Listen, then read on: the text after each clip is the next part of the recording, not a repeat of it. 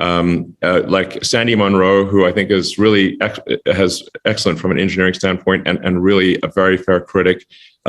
He pistol whipped us for the design of the battery. He ripped it apart and piece by piece told you why you suck. Yeah, and then he did the why and told you why you were awesome. He took it apart and told us exactly why we sucked, and he was correct.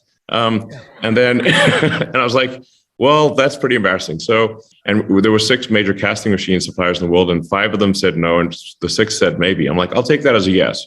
Well, I mean, you wanted to do this for the Model 3, but it was just too soon, huh? And now it's almost there. I don't know. Some senator told you to go yourself, and like we don't need you. I think there's been a couple senators who said that actually. Yeah, it seems to be turning into a bit of a trend. But how has building the Tesla Gigafactory, which I got to see in Austin a couple of weeks ago, and it was one of the most inspiring things I've ever seen. I mean, I don't know how many months it took to build there, but how long did it take to build that dreadnought? And then what would have taken to build that in California under Gavin Newsom? So we built the Giga Texas, which is the biggest factory in North America, I think possibly the biggest factory in the world. And it's 3 times the size of the Pentagon, to give you a sense of scale.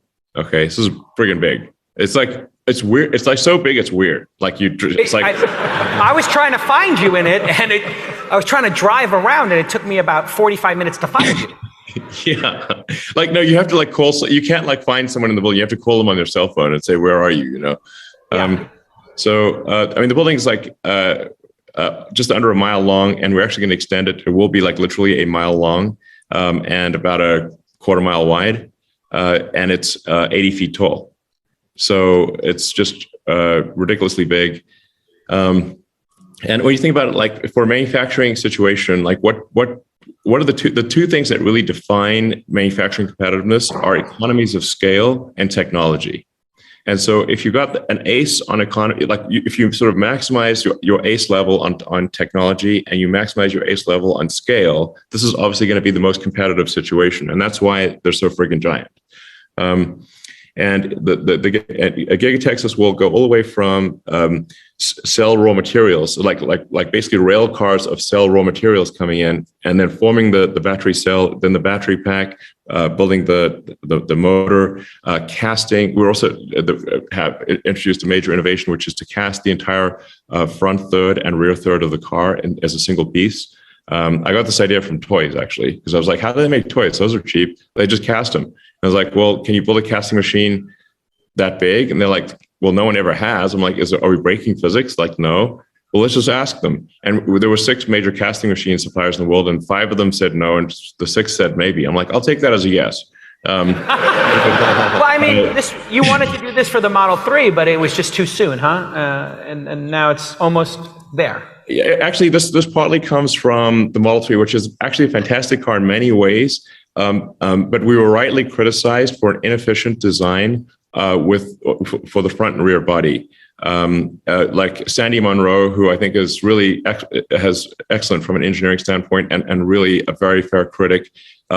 He pistol whipped us for the design of the battery. He ripped it apart and piece by piece told you why you suck. Yeah, and then he did the why and told you why you were awesome. He took it apart and told us exactly why we sucked, and he was correct. And then and I was like, well, that's pretty embarrassing. So no, he was complimentary of other parts of the car, but not the body design. And so it's like, okay, we're going to go from it's just an incredibly difficult body to make. It's made out of 120 different pieces with dissimilar metals that are joined, and you've got galvanic corrosion challenges. So it's very difficult to make. To a single piece casting, that's one piece. So 120 pieces went down to 1. So it's a huge, and the Model Y body shop, especially the new one where we cast both the front and rear, is 60% smaller than the Model 3 body shop. So it's gigantic. It's there's a lot of innovations at Tesla besides the stuff that is obvious. Yeah. So anyway, but if and really, to be fair to Gavin Newsom, if you if you had a gun to Gavin's head, okay, and said, we need to start building this factory in California right now, he couldn't do it because there are so many regulatory agencies and so many litigators in California that want to stop you from doing anything, that even if you're the governor of the state, you cannot get it done. So something's got to be done to because California used to be the land of opportunity, and it's a beautiful state, and I loved living there. I still spend a lot of time in California, even though every time I go there, I get literally every day I go there, I get the bejesus tax out of it. Big tax bill by day. Yeah, like the sheer cost per day of me going and working in California today boggles the mind, but I still do it. But the California's gone from the land of opportunity to the land of sort of taxes, overregulation, and litigation. And this is not a good situation. And really, there's got to be like a serious cleaning out of the pipes in California. How many months was it to get the Giga Austin done? It took a year and a half, 2 years? Yeah, 18 months to build something 3 times the size of the Pentagon. Incredible. And you just basically, the answer to how many months it would take in California is infinity. We would still be working on the permits. Yeah. Hey, Elon, this begs a good question, which is, like... I'm not exaggerating. Can you keep signing paperwork? We have one more form for you. What's a better model? Yes. What's a better model for government? So, like all governments tend to increase in complexity. Dictatorship. Capacity. Is the dictatorship the right model? And, like how do we solve this? Let's say you go to Mars, or let's say you had to fix California. Is California permanently broken? Is there a way to fix it? Or like, how do you set up a better model so that you don't end up having this kind of special interest complexity situation that eventually kills the population? Well, I think ultimately with California, the people of California just have to get fed up and demand change. That's the thing that really has to happen. And there's got to be an above 0% chance of the Republicans winning in California. If it's just the Democrats every time, it's got to be.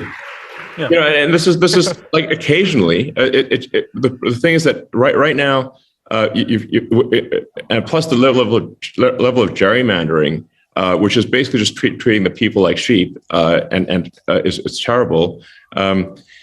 That's gone on in California is outrageous. So California, the Dems have a supermajority in the House and Senate in California, and the governor and everything. And so how responsive is any political party going to be to the people if they are guaranteed to win? It's a one-party state. Yeah. And so I'm not saying that, go and sort of elect the Republicans every time, but if it's never, you're just making California a one-party state. They will no longer be responsive to the people, and will only be responsive to those that funded their political campaigns. Clip Elon saying that 30 seconds on TV over and over.